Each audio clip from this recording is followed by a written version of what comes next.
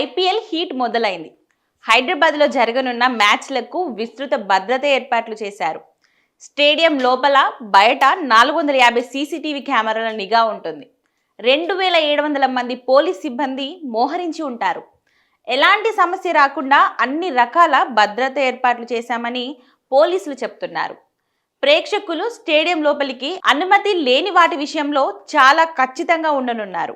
Laptop, banners, water bottles, camera, cigarettes, గొడుగు, electronic gadgets, అగ్గిపెట్టె, lighter, పదునైన వస్తువులు, బైనాక్యులర్, పెన్నులు, బ్యాటరీలు, హెల్మెట్, పర్ఫ్యూమ్స్, బ్యాగులు, బయటి ఆహార పదార్థాలు వంటివి లోపలికి అనుమతించరు.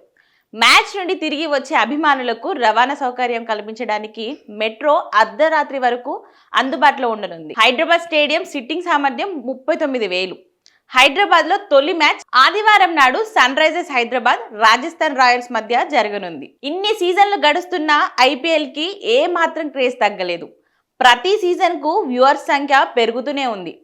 స్టేడియంలతో పాటు టీవీలకు అతుక్కుపోయి అర్ధరాత్రి వరకు చూసేవారి సంఖ్య పెరుగుతూనే ఉంది. అదే సమయంలో భారత్ క్రికెట్ కు ఐపీఎల్ రూపంలో కొత్త టాలెంట్ ని వెలికి తీసే అవకాశం ఏర్పడింది. ఐపీఎల్ ఆడిన వాళ్ళని అంతర్జాతీయ మ్యాచ్లకు ఎంపిక చేయడం బీసీసీఐకి సులువుగా మారుతుంది. చాలా మంది ఐపీఎల్లో మెరిసి ఆ తర్వాత టీమిండియాలో చోటు దక్కించుకుంటున్నారు. తిలక్ వర్మ, నితీష్ కుమార్ రెడ్డి లాంటి వాళ్ళు ఇలాగే టీంలో అడుగు పెట్టారు.